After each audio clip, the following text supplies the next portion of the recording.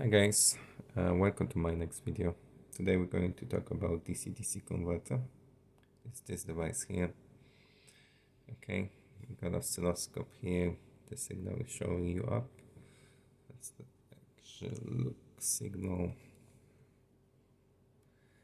Okay, what we got here is the input. We're feeding 17 volts. This converter can take from 3 volts to maximum 32. And output, as I can see here, is 50 volts cap. I wouldn't take more than that. The chip itself is XL6009e1, which is running our MOSFET on maximum 400 kilohertz frequency. So that's the reason this device is very compact, very small. Comparing to this one, for example, it's a switching power supply, which is different topology, like is back boost and don't have a transformer, high frequency transformer. This is flyback, and you got the high frequency transformer here. Optocoupler as well for the galvanic isolation together between high voltage and the output. So this is 33 volts. We got variable here. So, but nevertheless, we're not going to talk about that. But we can see the difference in sizes in terms of the frequency. So higher frequency give you the better transient response when the loads change. So that's always better. What is worse comparing to linear power supply or regulators, that this gives you some noise. As you can see here, this is the noise, this is the ringing you have due switching capacitance and inductance as well. Okay, and that's your flat desired signal, and that repeats. Okay, let's actually show how that signal looks a little bit out of scope. What's worth mentioning, to running on the AC. So you got a bridge rectifier here. Okay, so that's 4 diodes. 2 always conducts in one half, negative second half. The peak inverse voltage on those one is 1000, and the average current forward is 1 amp. So if 2 conduct in one go, we got 2 amps. The transformer maximum can draw 1.25 amps itself. So we're safe always on that. The converter itself can take a maximum 4 amps, so nothing wrong here. So when we got that, signal is obviously on 50 hertz itself in your mains. That is 240 volts on that. However, transformer does the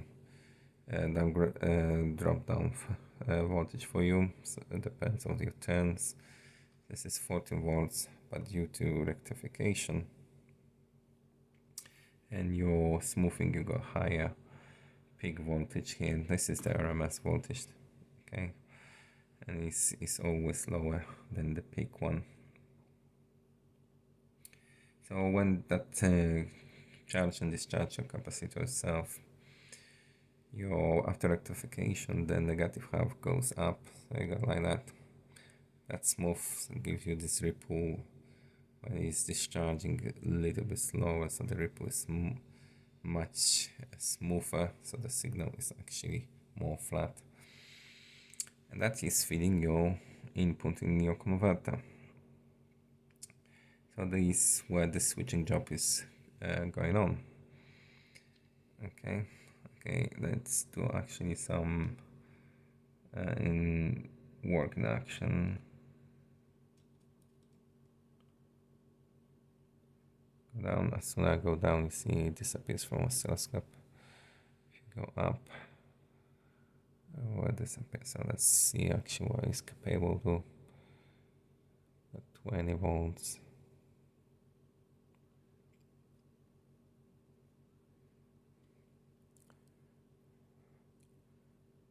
23, 4. Okay, let's go. 6, 7. Alright, let's go down. Bring. Okay, guys, this screw is very small. I just lost connection with it. Okay, let's go down. Want to see a signal on the oscilloscope. What's worth mentioning? Oscilloscope, the probe connected are not the differential probes, which the minus is actually your earth connected with the main, so there needs to always be sure whenever you connect to oscilloscope you don't have in parallel two differential voltage on the earth. This is double isolated transformer, so there's no earth connection, so we're safe on that. Otherwise it will blow my oscilloscope, lots of sparks, and who knows more what will happen. It will be more damage. Okay, let's see more. Sure, actually this capacitor itself is polarized one, so you need to connect the probes correctly. On here there are minus, this is a little bit line there, so if you connect one neck on minus and then connect other neck, you see that it's 1742, it changed, charge is charge. Okay, so it's fitting nicely, it's buffering your voltage and current to this converter itself. Got little diodes as well, 2.2 K resistor, so it will drop your current as the LED doesn't like much than 40 milliamps. So we need to make sure that it's actually not exceeding that value. Right, let's have a closer look as well to signal once more.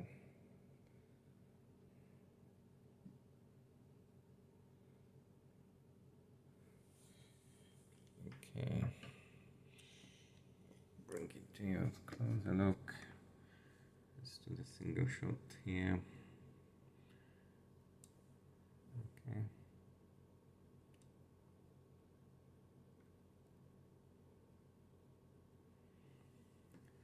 Once more, you got ringing here, that's your switching. The same here, you got the due inductance. And then you got desired signal here, which is flat, and again switching, so that repeats. This is why is your switching frequency, 153 kilohertz at the moment. There are other parameters here, which we could talk about it. Can always do the help here.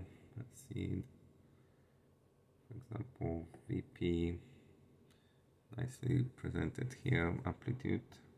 So VP is the peak to peak. Okay, you can see that maximum amplitude can then that ringing itself.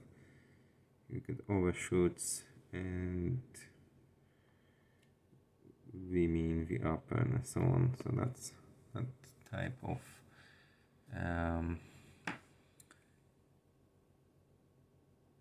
measurement when you can take. Let's then turn it off. Let's run it again. Let's see that in action.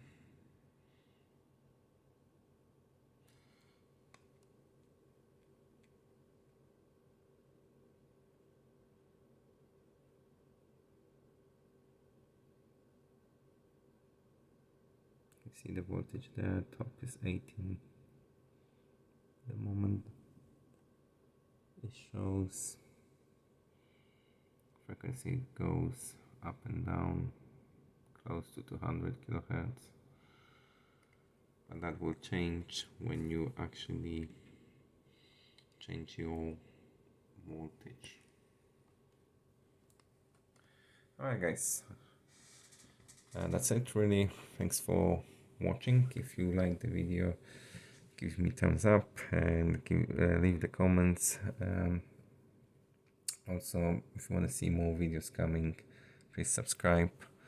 If you want to see other topologies like power supplies, also you can find it there on my channel, as well running on this breadboard.